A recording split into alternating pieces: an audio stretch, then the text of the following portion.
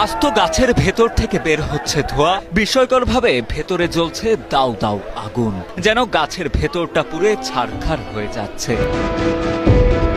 এ আগুন এমনই আগুন, খোদ ফায়ার সার্ভিসের কর্মীরাও এসে নেভাতে পারেননি তা। তাজা গাছের ভেতরে আগুন জ্বলার খবর চারদিকে ছড়িয়ে পড়তেই দূর দূরান্ত থেকে এসে ঘটনাস্থলে ভিড় করছেন শত শত উৎসুক জনতা। এলাকায় সৃষ্টি হয়েছে ব্যাপক চাঞ্চল্যের। আগুনটা যে কিভাবে ধরে এটা তো আমরা বলতে পারতেছি না। এখন তো নিচে হয়তো বা অনেকে খড়কুটা ফেলে, এখন ওখানে আগুন দিছিল কিনা মনে করতেছে অলৌকিক একটা ঘটনা বা একটা দাবানল সৃষ্টি হয়েছে এখানে, যত সম্ভব বোঝা যায়। ভিতর থেকে প্রতিটা ডাল থেকে যেভাবে আগুন বাড়াইতেছে তাতে গাছের মানে বয়স অনুপাতে বলা লাগে প্রায় 50 বছর বয়স হয়েছে গাছে। আমি সকালে এসে যখন দেখলাম এই অবস্থা, আমি নিজেও ভিডিও করে নিলাম। নিয়ে অনেকে আবার বলতেছে যে আসলে এগুলো মানুষের লাগানো আগুন, কারণ এই গাছটা অনেক পুরাতন, তো অনেক পুরাতন গাছের দেখা যায় যে বাইরে গাছপালা অনেক, কিন্তু ভেতরের অংশটা অনেকটা শুকায়ে গেছে। শুকায় যাওয়ার কারণে আগুনটা হয়তোবা বিভিন্ন কাণ্ড দিয়ে বের হচ্ছে।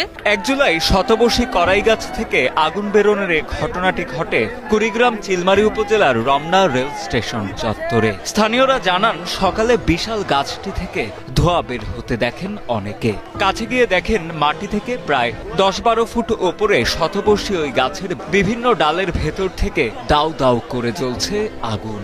সে সময় এলাকার লোকজনের পাশাপাশি ফায়ার সার্ভিসের কর্মীরাও সেই আগুন নেভাতে ব্যর্থ হন। তবে কিভাবে এই আগুনের সূত্রপাত তা খতিয়ে দেখার দাবিও জানান এলাকাবাসী। আগুনের একটা কুণ্ড, মানে ওই ভাড়ার আগুন, যেমন আমার দরজা খুললে ধরুন আগুন দেওয়া যায় না, ওইরকম তন্দুরের আগুন। এই গাছের সাথে আমার সুসম্পর্ক, মানে আত্মা বেতাত্মার সম্পর্ক। আমাকে এখানে দিনে 24 ঘন্টা অতিবাহিত করা লাগে, কিন্তু আমি তো কল্পনা করতে পারতেছি না এই আগুনটা কিভাবে আসলো, কিভাবে লাগলো। এর আগে এখানে মেথরেরা ছিল, তখনও তো এরকম অঘটন ঘটে নাই। ওরা তো এখানে সাথে ছিল, ঘর লাগা ছিল।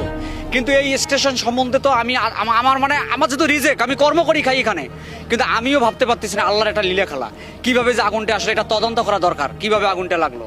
কারণ এইভাবে যদি আরেক গাছে ফির আগুন লাগে, আরেক গাছে আগুন লাগে, এইভাবে আপনারা আসছেন, আপনাদের কাছে আমাদের রিকোয়েস্ট, আপনারা সুষ্ঠু তদন্ত করেন কিভাবে আগুনটা লাগলো, এটার আমরা একটা তদন্ত চাই।